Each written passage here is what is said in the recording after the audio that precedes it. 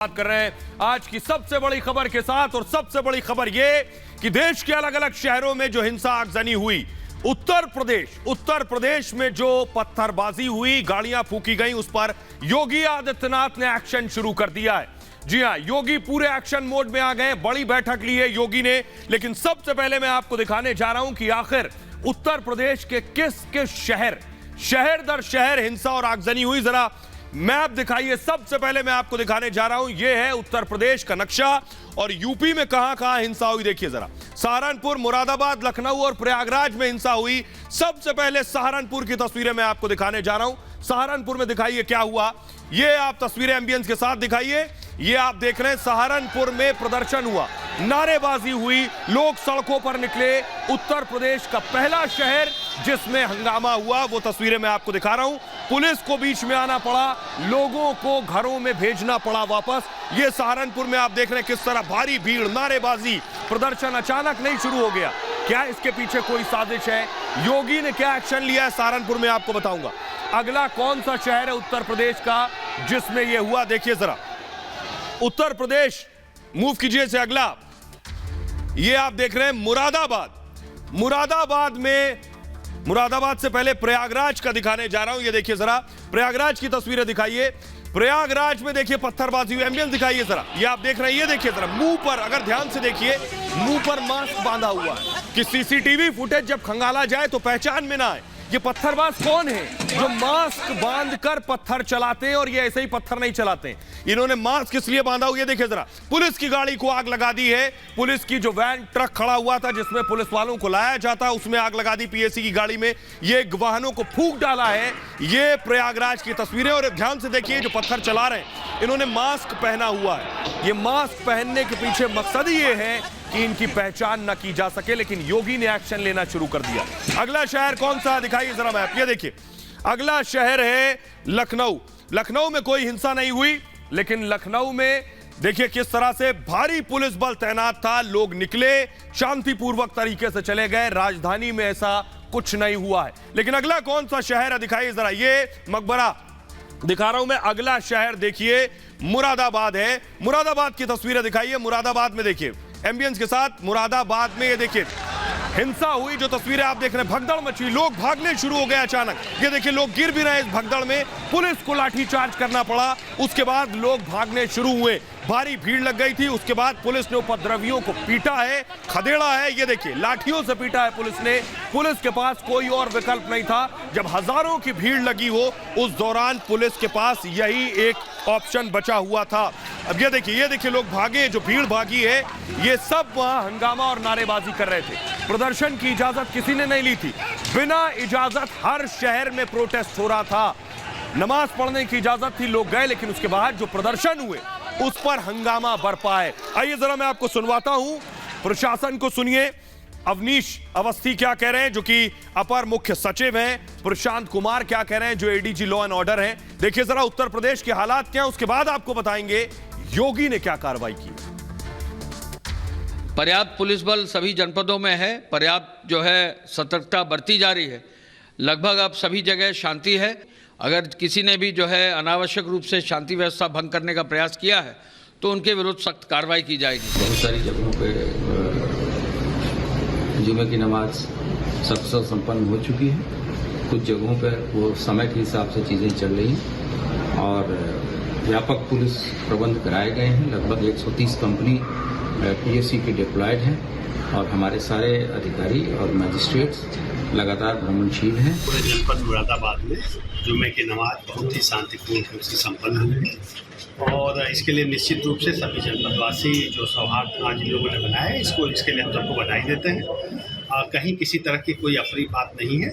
जामा मस्जिद के बाहर कुछ युवकों ने नमाज के बाद नारेबाजी की, जिनको समझा बुझा कर उनको घरों को भेज दिया गया है। तो इस तरह की कोई अप्रिय स्थिति नहीं है। और आइए अब आपको बताने जा रहा हूं, इस खबर के बाद योगी आदित्यनाथ नजर बनाए हुए थे। योगी आदित्यनाथ ने एक बड़ी बैठक ली है, अपने आवास पर योगी ने बैठक ली है। लेकिन योगी ने साफ कर दिया है कि कोई पत्थरबाज बख्शा नहीं जाएगा। योगी ने साफ कर दिया है कि हर पत्थर का हिसाब होगा। देखिए जरा योगी का एक्शन क्या हुआ है अब तक। ये आपके सामने ग्राफिक्स के जरिए योगी आदित्यनाथ ने हर तस्वीर पर नजर बनाए हुई रखी है। हिंसा को लेकर योगी ने सख्त रुख अपनाया है। जो कुछ उत्तर प्रदेश में हुआ है, उपद्रवियों के खिलाफ कड़ी कार्रवाई करो, योगी ने साफ कह दिया है। शांति भंग करने वाले कोई भी छोड़े नहीं जाएंगे, किसी को छोड़ा नहीं जाएगा। हर जिले के अधिकारियों से रिपोर्ट तलब कर ली है योगी आदित्यनाथ ने। सभी जिला अधिकारियों को कड़ी कार्रवाई के आदेश दिए हैं। सभी डीएम को सहारनपुर से 35 से ज्यादा आरोपी सहारनपुर से गिरफ्तार कर लिए गए हैं। हाथरस में 20 से ज्यादा अरेस्ट हो चुके हैं अब तक। प्रयागराज में 15 और अंबेडकर नगर में 25 गिरफ्तारियां हो गई हैं। अब तक 100 से ज्यादा आरोपी अरेस्ट हो गए। लगभग 109 गिनती बताई जा रही है जिनकी गिरफ्तारी यूपी में हो चुकी है। शहर शहर थानों से बाकायदा मॉनिटरिंग के आदेश दे दिए गए हैं। प्रयागराज में अतिरिक्त पुलिस फोर्स बाकायदा भेजी गई है। पुलिस हेडक्वार्टर से पूरे यूपी पर निगरानी की जा रही है। एडीजी, डीजीपी, मुख्य सचिव हेडक्वार्टर में लगातार सक्रिय है। इस वक्त प्रयागराज में एडीजी, आईजी, डीएम और एसएसपी घायल हुए हैं। खबर योगी तक ये पहुंची है। प्रयागराज में पुलिस पर देसी बमों से हमले की भी खबर है। पुलिस से बचने के लिए बच्चों को आगे कर दिया गया, यह भी योगी को बताया गया है। हालात इतने बिगड़े कि एडीजी को बंदूक उठानी पड़ गई। प्रयागराज में अर्धसैनिक बलों के कुछ जवान भी इस हिंसा में घायल हुए हैं। जुमे की नमाज को लेकर पहले से ही यूपी में अलर्ट जारी किया गया था। कानपुर में पुलिस हाई अलर्ट पर 12 कंपनी पीएसी तैनात की गई थी, आपको बताऊं, और कई संवेदनशील शहरों में फ्लैग मार्च भी किया गया। ड्रोन और दूरबीन से पुलिस लगातार निगरानी रख रही थी क्या चल रहा है। मेरठ में इंटरनेट पर भी पुलिस की पैनी नजर थी। इस दरमियान बरेली मस्जिदों के आसपास छतों पर निगरानी रखी जा रही थी। अलीगढ़ में भी भारी पुलिस फोर्स मौजूद रही। इस दौरान पुलिस की सतर्कता से ही हिंसा पर कंट्रोल हुआ है यूपी में, वरना साजिश क्या बड़ी थी।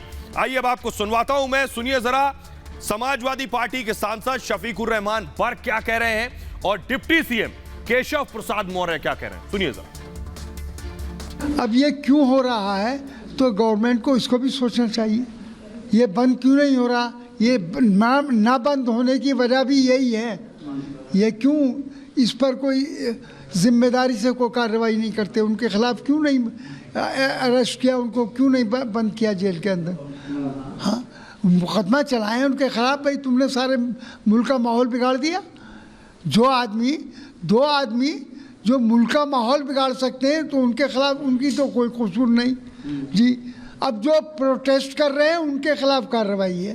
जो माहौल खराब करने की कोशिश करेंगे, जांच करके उनके खिलाफ कठोरतम कार्रवाई की जाएगी। उत्तर प्रदेश दंगा मुक्त प्रदेश था, है और रहेगा। इसे कोई दंगा ग्रस्त करने की कोशिश करेगा तो वह ध्यान रखे कि कानून उसके खिलाफ कठोरता से निपटे। अगर जहाँ कहीं पर भी किसी ने कोई इस प्रकार की साजिश करके शरारत की है तो जांच करके कार्रवाई करेगी। तो उत्तर प्रदेश में जो साजिश हुई उस पर तो कार्रवाई हो गई, लेकिन क्या ऐसी साजिश पूरे देश के लिए थी? ये मैं क्यों कह रहा हूं? क्योंकि हर शहर, हर राज्य से ऐसी तस्वीर आई। देखिए जरा, अगला राज्य, ये पूरे हिंदुस्तान का नक्शा आप देख रहे हैं। देश की राजधानी दिल्ली, दिल्ली में देखिए क्या हुआ।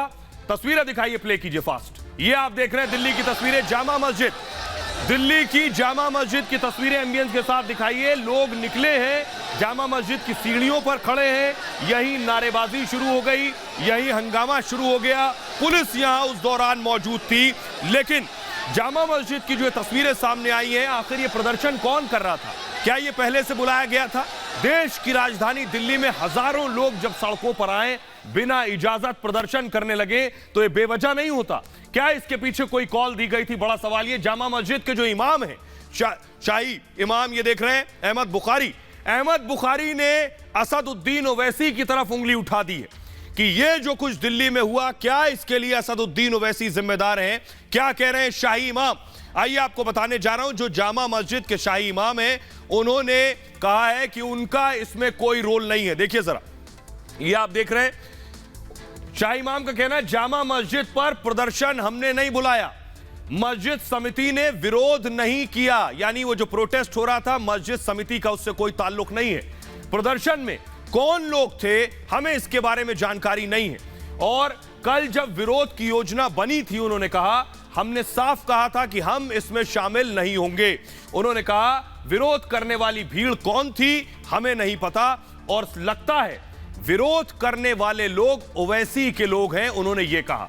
अहमद बुखारी जामा मस्जिद के शाही इमाम हैं। आइए अब आपको सुनवाता हूं, सुनिए जरा दिल्ली की डीसीपी सेंट्रल दिल्ली की श्वेता चौहान क्या कह रही हैं, सुनिए। आज जैसे कि जुमे की नमाज होती है, फ्राइडे प्रेयर जो होती है इसके लिए वहाँ पे गैदरिंग थी। मस्जिद के अंदर करीब 1500 के लगभग लोग थे। जब ये प्रेयर ख़त्म हुई, नमाज ख़त्म होने के बाद कुछ लोग सीढ़ियों पर ही इकट्ठा हो गए और वहीं से ग्रुप बना के बाहर आए। बाहर कुछ लोग उनमें आके मिले, उन्होंने फिर कुछ प्लेकार्ड्स दिखाए हैं। प्रोटेस्ट बाहर किया गया है, लोग अंदर से इकट्ठा हो गया है, लेकिन प्रोटेस्ट बाहर की सड़क पर किया गया है। बिना परमिशन के किया गया था, तो इसमें लीगल एक्शन लेंगे। आइए खबरों में आगे बढ़ते हैं, और अब आपको सिर्फ एक शहर नहीं, दिल्ली नहीं, अगला देखिए शहर कौन सा है, मैप दीजिए। ये हिंदुस्तान का नक्शा आ गया है। अगला शहर है, देखिए, झारखंड। झारखंड में सबसे ज्यादा खतरनाक तरीके से आगजनी और हिंसा हुई। विजुअल दिखाइए जरा, ये आप देखिए, ये देखिए, सड़कों पर दौड़ रहे हैं, हंगामा कर रहे हैं, नारेबाजी कर रहे हैं, और उसके बाद देखिए झंडों के साथ सड़कों पर उतर आए। प्रशासन संभालने की कोशिश करता रहा, कोई रुकने को तैयार नहीं था। सोचिए जरा, आग लगा दी, ठेले में आग लगा दी। बेचारा रोज कमाना खाने वाला कोई शख्स होगा, वो ये ठेला लगाता होगा, उसके ठेले में आग लगा दी गई। सोचिए क्या मंजर और आलम होगा। इस ठेले वाले की क्या गलती थी जिसके ठेले को जला दिया गया। हिंसा में, इस तरह की हिंसा में ऐसे ही बेगुनाह लोग चपेट में आते हैं। ये देखिए, गाड़ियों में आग लगा दी, वाहनों में आग लगा दी, जो जहां मिला वहां आग लगा दी गई। तो सवाल यह है कि आखिर कौन हिंसा भड़का रहा है। जरा मुख्यमंत्री को सुनिए, झारखंड के हेमंत सोरेन को, वो क्या कह रहे हैं। कानून, संविधान भी यही कहता है कि जो जुल्म करता है उसे सजा भी मिलना चाहिए। इसलिए सभी से अपील होगा कि कोई ऐसी घटनाओं को अंजाम ना दें जहां वो जुर्म के भागीदारी करें। अब सवाल एक बहुत बुनियादी है कि आखिर हिंसा भड़की कैसे, क्या भड़काई गई, कौन सा बयान है जो लोगों को उकसा रहा है, जो भड़का रहा है। अब तक कौन कौन से बयान दिए गए, जरा ये देखिए। यही नहीं, एक और राज्य, एक और शहर जिसमें इसी तरह की तस्वीरें सामने आई हैं। देश का कौन सा राज्य, कौन सा शहर बचा है, देखिए जरा। अब आपको लिए चलते हैं सीधे नीचे, हैदराबाद। हैदराबाद की तस्वीरें दिखाइए जरा, ये देख रहे हैं आप, हैदराबाद। एमबीएस दीजिए। चार मीनार के आगे आप देख रहे हैं, पीछे चार मीनार आपको नजर आ रही। चार मीनार के आगे लोग इस तरह से हंगामा कर रहे थे। ये हैदराबाद की तस्वीर है, ओवैसी के शहर की तस्वीर है हैदराबाद, जहां लोग इस तरह से प्रदर्शन कर रहे थे। अगली तस्वीर दिखाइए जरा, जम्मू की दिखाइए। अगली तस्वीर दिखाइए, ये जो ग्राफिक्स के जरिए मैं आपको ऊपर लिए चलता हूं, जम्मू कश्मीर की तस्वीर दिखाइए। जम्मू कश्मीर में भी इसी तरह का प्रदर्शन हुआ। ये जो आप देख रहे हैं, देखिए, वहां भी लोग सड़कों पर निकले, नारेबाजी करने लगे बिना इजाजत। देश के अलग अलग शहरों में ये सब कुछ हो रहा था, लेकिन सिर्फ जम्मू नहीं, अगर मैं ऊपर से चलिए तो आप जम्मू कश्मीर हो, पंजाब हो, राजस्थान हो, या दिल्ली हो, या देश का कोई और शहर और राज्य हो, हर जगह प्रदर्शन हो रहा था। यही स्थिति एक और राज्य में थी। अब आपको लिए चलते हैं महाराष्ट्र। देखिए जरा, महाराष्ट्र की पहली तस्वीर मैं आपको दिखाऊंगा, सोलापुर में। देखिए एम्बियंस के साथ ये जो भीड़ यहां से वहां तक आपको नजर आ रही है।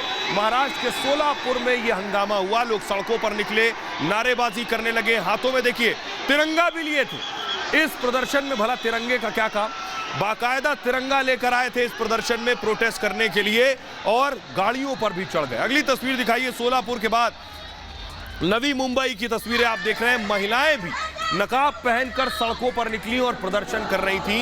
ये सारी चीजें बिना इजाजत के हो रही थी। अब जरा सुनिए ओवैसी के सांसद इम्तियाज जलील क्या कह रहे हैं, और महाराष्ट्र के गृह मंत्री दिलीप वलसे पाटिल, सुनिए जरा।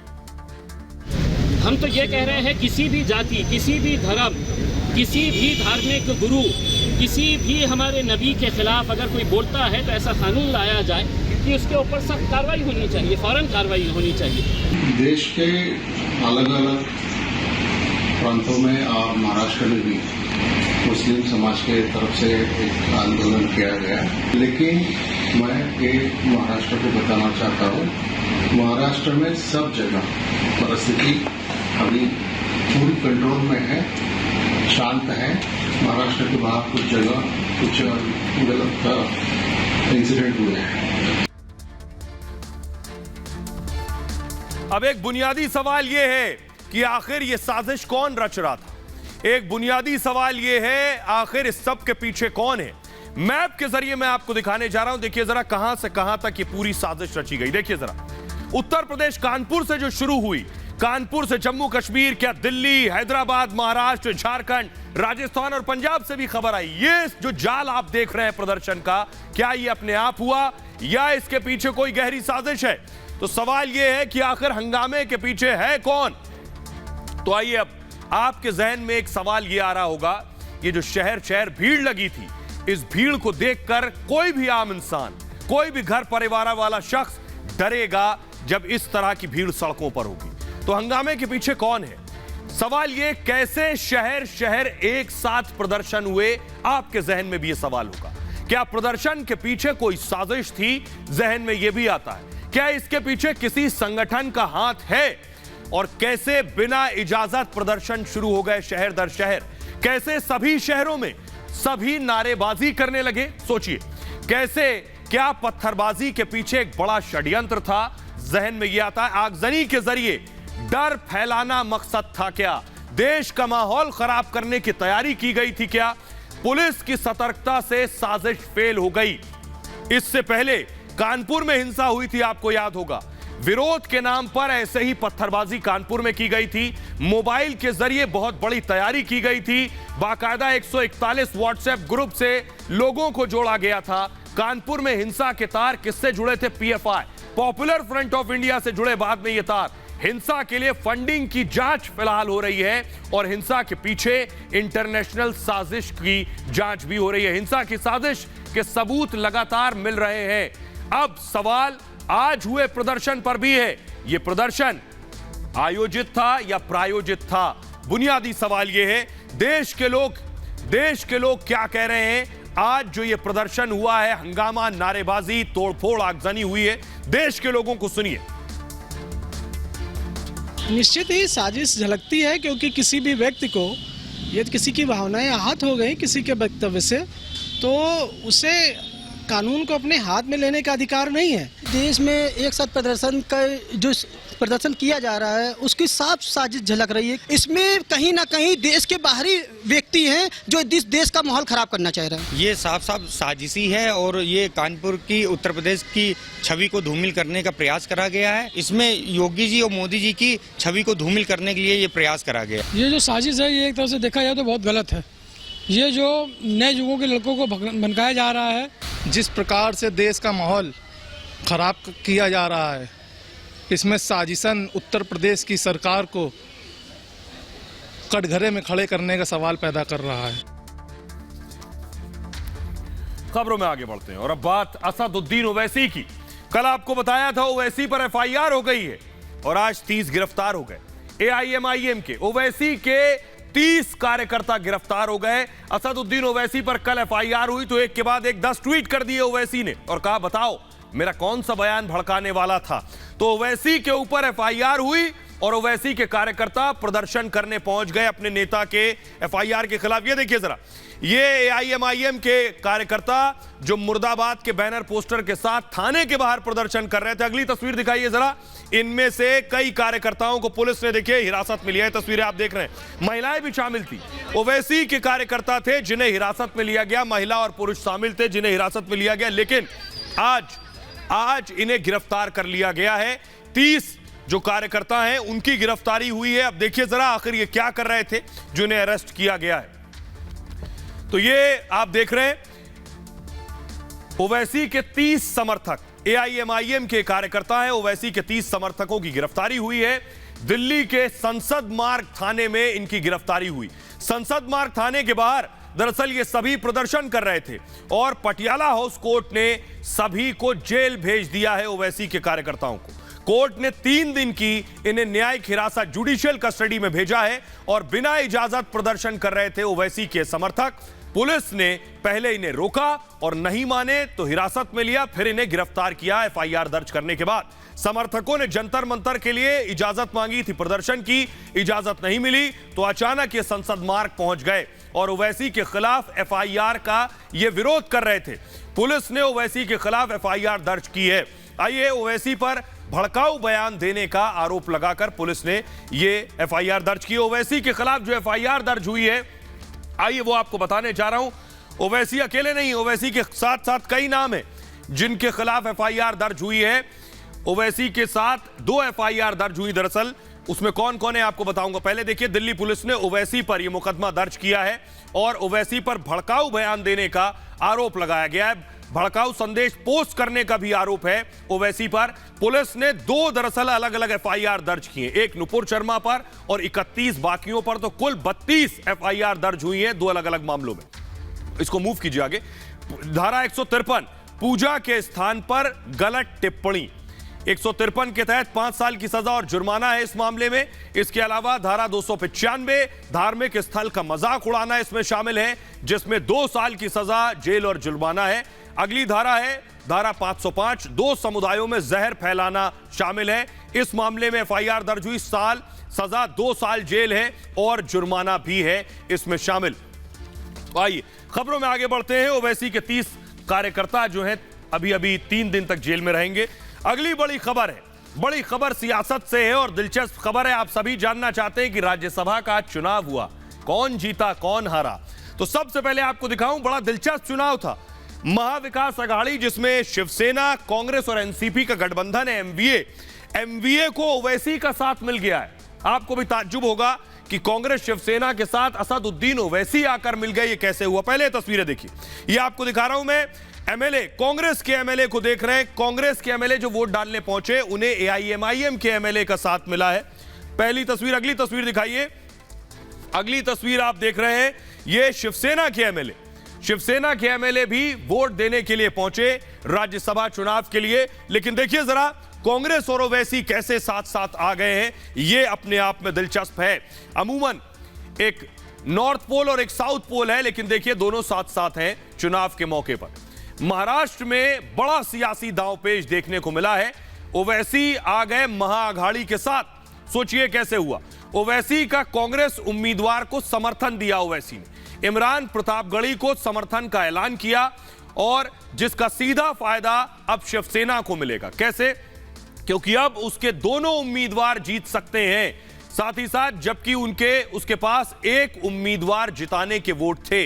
एमआईएम के सपोर्ट से 2 उम्मीदवार जीत जाएंगे। ओवैसी के समर्थन पर राज ठाकरे ने जरूर सवाल उठा दिए हैं। कहा है शिवसेना के हिंदुत्व का चेहरा बेनकाब हुआ है। राज ठाकरे का कहना है शिवसेना निजाम के वंशजों का समर्थन भी ले सकती है। राज ने ऐसे हमला किया है। महाराष्ट्र में राज्यसभा की 6 सीटों पर दरअसल मतदान हुआ है, लेकिन वोटिंग का मुद्दा चुनाव आयोग तक पहुंच गया है और बड़ी बात यह है कि चुनाव आयोग अब इस पे आगे की तस्वीर साफ करेगा। तो यह बात हो गई महाराष्ट्र की।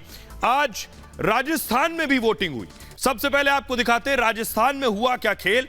तो देखिए जरा, राजस्थान में कांग्रेस एमएलए को देख रहे हैं जो बेचारे कई दिन से होटल में थे, आज वोट देने के लिए सीधे विधानसभा पहुंचे। सबसे पहले अशोक गहलोत को देख रहे हैं, मुख्यमंत्री वोट देने के लिए पहुंचे राज्यसभा चुनाव के लिए। अगली तस्वीर दिखाइए जरा, बीजेपी के विधायक भी पहुंचे वोट देने के लिए, ये आप देख रहे हैं। उसके बाद बीच में कुछ हंगामा हुआ होगा, लेकिन सवाल ये है ये वोटिंग की वजह से हुआ। बड़ा खेल क्या हुआ है राजस्थान में वोटिंग के दौरान, ये आपको बताने जा रहा हूं। किसने क्रॉस वोटिंग कर दी और किसने सारा खेल बिगाड़ दिया, देखिए जरा। तो ये है राजस्थान की स्थिति। राजस्थान में कांग्रेस 3 सीट जीत गई। जी हां, कांग्रेस को फायदा हुआ राजस्थान में। वासनिक, सुरजेवाला, तिवारी चुनाव जीत गए हैं। 3 सीटें कांग्रेस जीत गई। बीजेपी के घनश्याम तिवारी भी चुनाव जीते हैं और निर्दलीय उम्मीदवार सुभाष चंद्रा चुनाव हार गए राज्यसभा का। सुभाष चंद्रा को बीजेपी का तो समर्थन मिला था, लेकिन उन्हें उम्मीद थी क्रॉस वोटिंग की, लेकिन बीजेपी में ही क्रॉस वोटिंग भी हो गई। यही उनके लिए नुकसानदायक रहा। क्रॉस वोटिंग से चंद्रा की उम्मीदें खत्म हो गई राजस्थान में और शायद चंद्रा को हार का एहसास हो गया था पहले से, इसलिए वो काउंटिंग से पहले ही दिल्ली लौट गए। कहा राजस्थान से रिश्ता बना रहेगा, आते जाते रहेंगे। सुभाष चंद्रा हरियाणा से राज्यसभा सांसद रह चुके हैं इससे पहले, इस बार राजस्थान से दांव आजमा रहे थे। आइए सुनवाते हैं अब आपको अशोक गहलोत को, सुनिए जरा, और सचिन पायलट को क्या कह रहे हैं। अपना घर संभालना चाहिए क्योंकि भगदड़ मची हुई वहाँ पर है। इन्होंने जिस प्रकार से 30 उम्मीदवार खड़ा किया उसको उनकी पार्टी के विधायकों ने लाइक नहीं किया। अनावश्यक हॉर्स ट्रेडिंग से दूसरा उम्मीदवार जीतने की क्या तुक थी। ये मतलब हालात पूरे प्रदेश में रिएक्शन है। अनावश्यक चुनाव करवा दिए, वरना चारों सीटें 3 हमारी 1 बीजेपी आराम जीती थी। ऐसे एक्ट को कोई लाइक नहीं करता। कोई भी विधायक नहीं चाहता था उस पर कोई दबाव पड़े, और अब लगभग हर दल, हर पार्टी, हर राज्य में, हर चुनाव में ऐसा करने के लिए विवश हो गई है। ये परंपराएं पहले नहीं थी, लेकिन दुर्भाग्यवश ऐसी स्थिति पैदा हुई है पिछले 5-7 सालों में देश में कि अनावश्यक दबाव बनाया जाता है।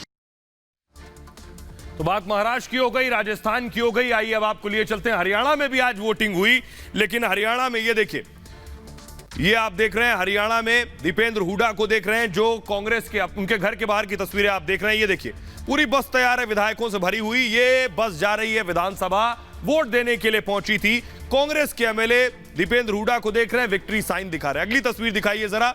अगली तस्वीर आप देख रहे हैं बीजेपी एमएलए जो जब वोट देने पहुंचे उसके बाद की तस्वीरें आप देख रहे हैं। विधानसभा के अंदर की तस्वीरें मैं आपको दिखा रहा हूं, लेकिन हरियाणा में एक बड़ा उलटफेर होगा। जी हां, हरियाणा में एक अलग खेल हुआ, वो भी बताएंगे, लेकिन उलटफेर होगा, वो क्या हो सकता है ये आपको बताते हैं। देखिए जरा, हरियाणा में भी पेच फंस गया है राज्यसभा को लेकर। जी हां, चुनाव आयोग ने वोटों की गिनती फिलहाल हरियाणा में रोक दी है।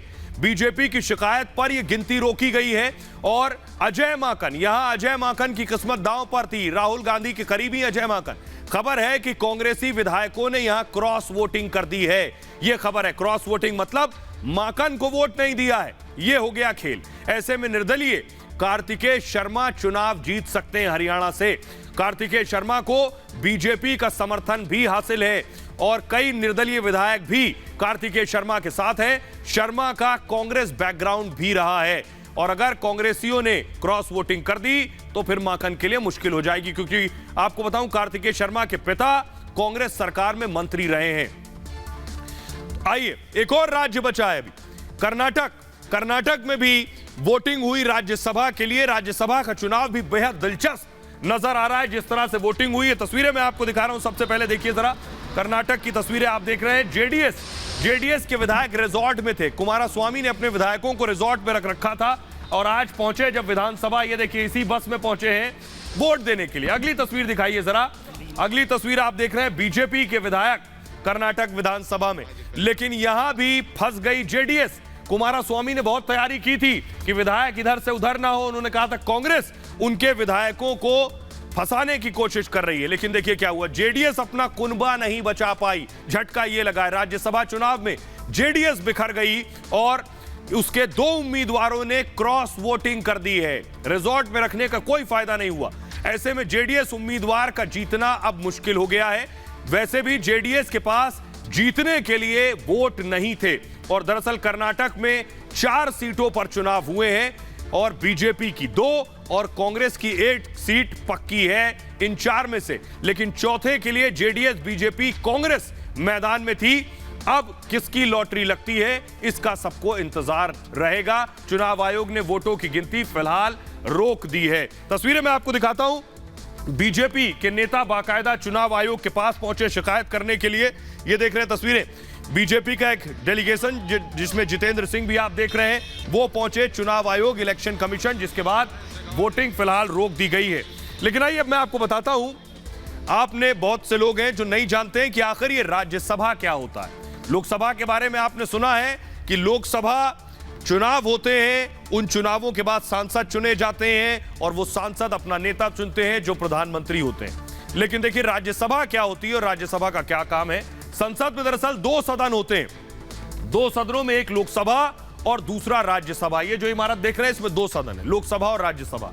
राज्यसभा को ऊपरी सदन भी कहते हैं, राज्यसभा को राज्यों की परिषद भी कहते हैं। राज्यसभा के लिए जनता वोट नहीं करती है। कल मैंने आपको बताया था विधायक राज्यसभा सांसदों का चुनाव करते हैं, जो आपने देखा महाराष्ट्र, राजस्थान, हरियाणा, कर्नाटक।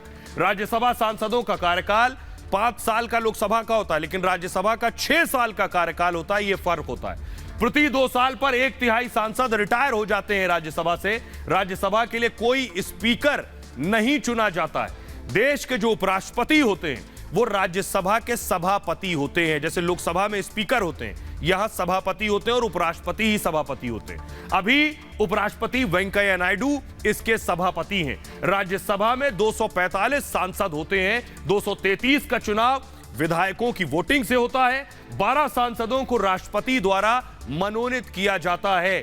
तो 233 और 12 हो गए 245 मनोनीत सांसद कला, साहित्य, विज्ञान, समाज सेवा के होते हैं। इस बैकग्राउंड के लोकसभा भंग होती है, लेकिन राज्यसभा कभी भंग नहीं होती है। राज्यसभा हमेशा अस्तित्व में रहती है। यह था राज्यसभा के बारे में जानकारी।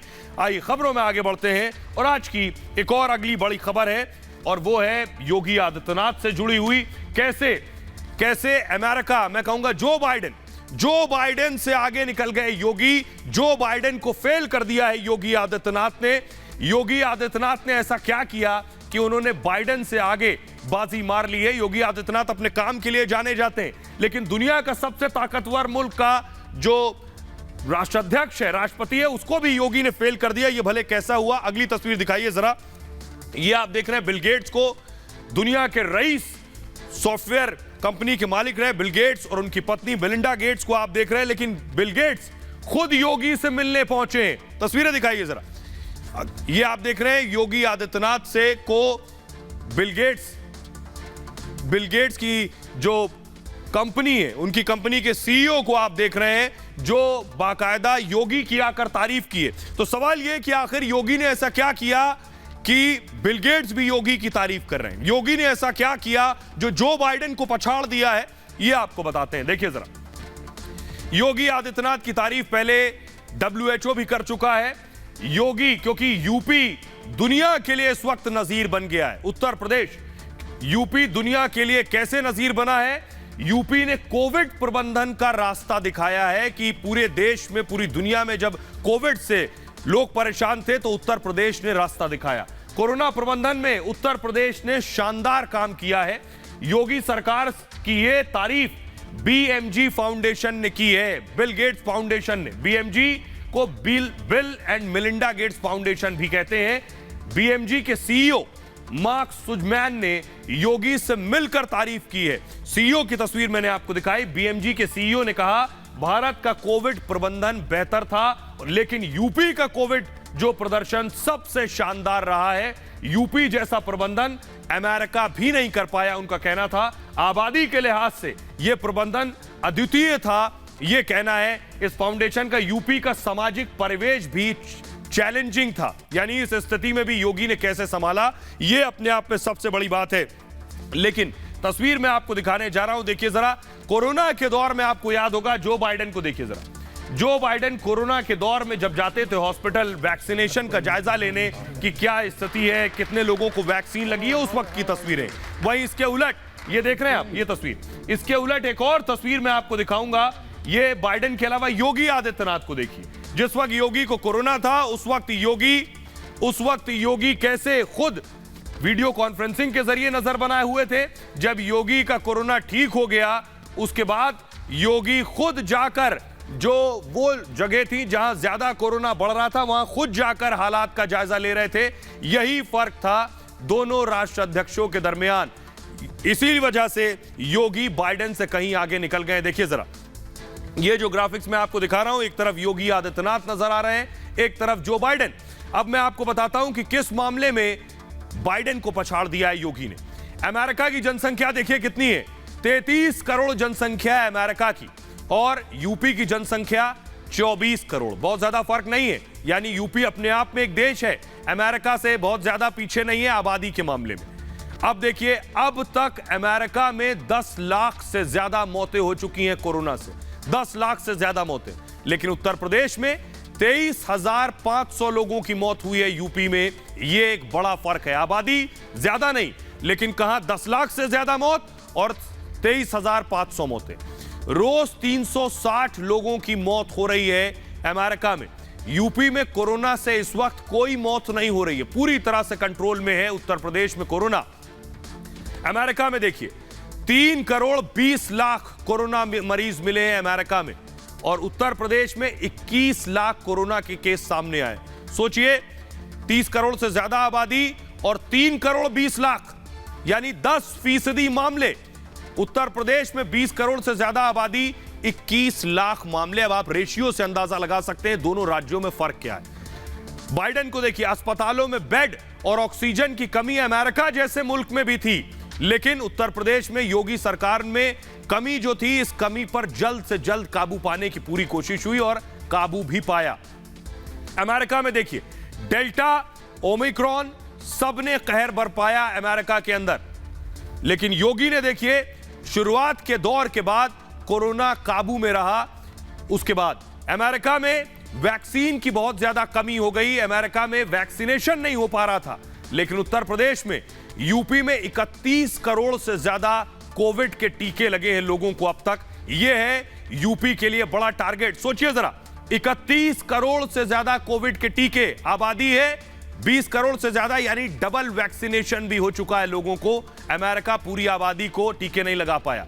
WHO कोविड प्रबंधन पर सवाल उठा चुका है। वर्ल्ड हेल्थ ऑर्गेनाइजेशन अमेरिका पर, बाइडेन पर सवाल उठा चुका है। सबसे बुरी तरीके से अमेरिका ने कोरोना को हैंडल किया है। लेकिन दूसरी तरफ देखिए, world health organisation track, test, treat policy की तारीफ कर चुका है। यही फर्क है दोनों नेताओं में। एक तरफ जो बाइडेन है, दूसरी तरफ योगी आदित्यनाथ है। यह बता रहा है कि योगी आदित्यनाथ ने जो बाइडेन को कोरोना के प्रबंधन के मामले में कैसे पछाड़ दिया है।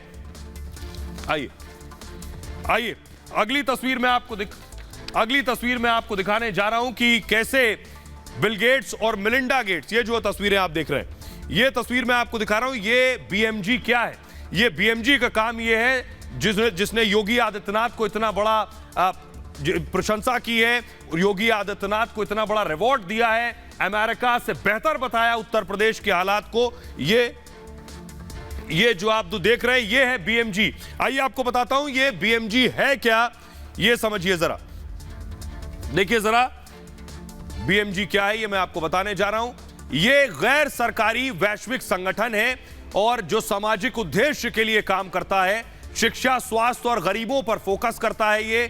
ये संस्था दुनिया भर के लोगों की चैरिटी करता है। दरअसल ये दुनिया की दूसरी सबसे बड़ी चैरिटेबल संस्था है और BMFG की संपत्ति $50 बिलियन से ज्यादा है।